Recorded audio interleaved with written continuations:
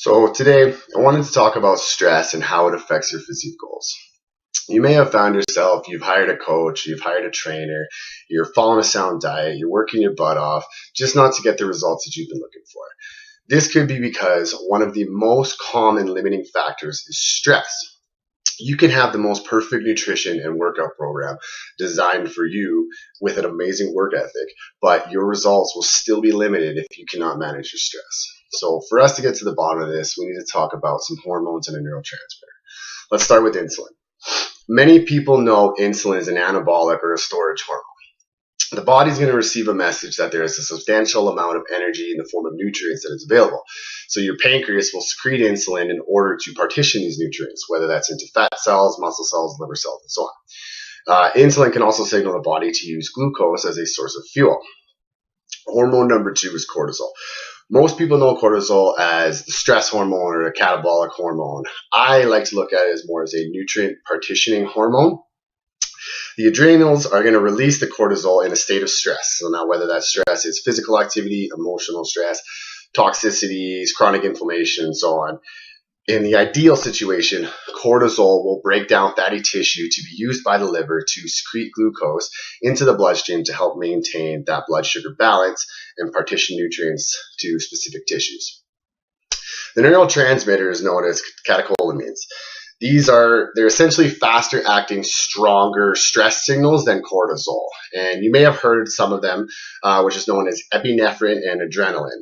These are going to have a tremendous impact on things like your cardiovascular system, let's say in the form of a greatly increased heart rate and dumping lots of nutrients into the blood.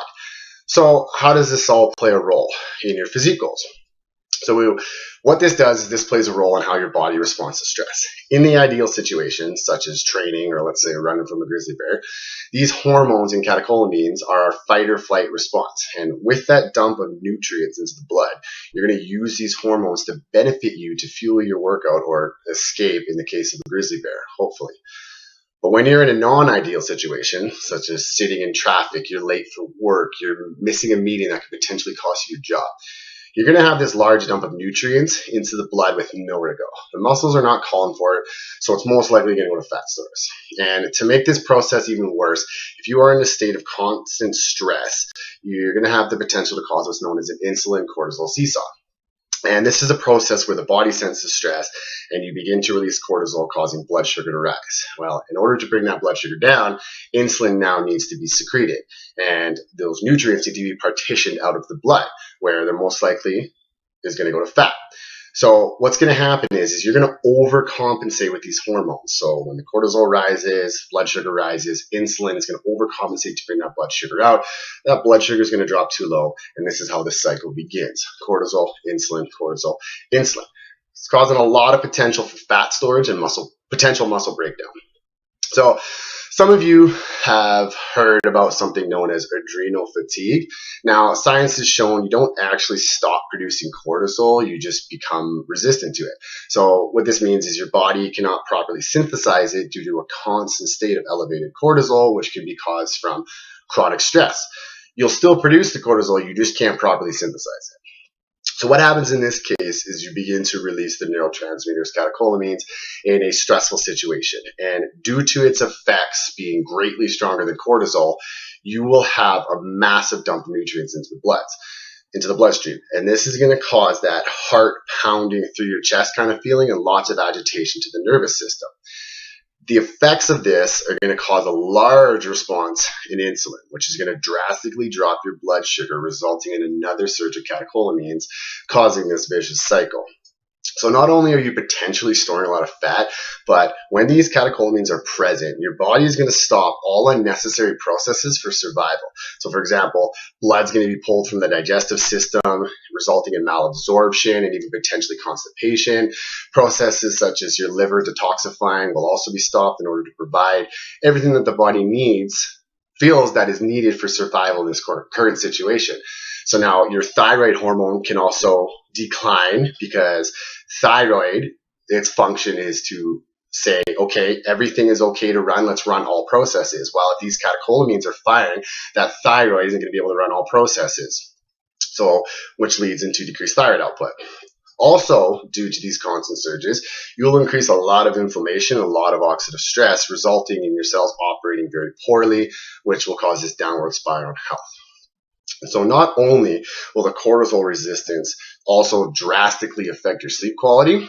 So for example, if you have ever woken up in the middle of the night, suddenly like an alarm had gone off, this is due to poor blood sugar management and cortisol resistance. In the beginning of our sleep cycles, in the optimal situation, your body is going to secrete growth hormone. And growth function is to save glucose. So your liver will mobilize fatty tissue instead of glycogen to control blood sugar. As you go through more of your sleep cycles and get into these waking hours, your growth secretion is going to slowly drop off and cortisol is going to begin to rise slightly. And this is what's going to be used to balance your blood sugar. Eventually, these levels are going to get high enough to gradually wake you up and give you that well-rested, ready to start the day kind of feeling, which obviously depends on health, creating rhythm, and so on, which is a whole different subject. But due to this cortisol resistance, when your growth drops off, blood sugar becomes too low, resulting in this secretion of catecholamines. The adrenaline rush is going to cause you to abruptly wake. So my advice for combating these health and physique threatening cycles is to make sure that, number one, you follow an adequate diet. So not only do you need all the necessary micronutrients to help with things like stress management, but I also say this because if you do not have sufficient glycogen stores for the liver to use to control blood sugar, your liver is going to go through a process which is known as gluconeogenesis. And this is the result of your liver breaking down amino acids, or to simplify, potentially muscle tissue, to provide glucose to the bloodstream. This is a more expensive process, meaning you will release more cortisol in order to perform this process, resulting in that increased cortisol resistance, inflammation, oxidative stress, and so on. Probably the biggest piece of advice would be to meditate. It's inevitable. You're always going to have stress in your life, but it's how we manage that stress is what's important. The practice of meditation will greatly impact in how you deal with that stress. And the better you can deal with that stress, the less of a hormonal response you're going to have, potentially causing you to avoid these cycles in the non-ideal situation. So obviously sleep is very important. Which is a whole different subject that I could get into later. But meditation will also greatly aid in your sleep quality, resulting in much greater health, decrease in inflammation, better stress management, and just getting you that much closer to your physique.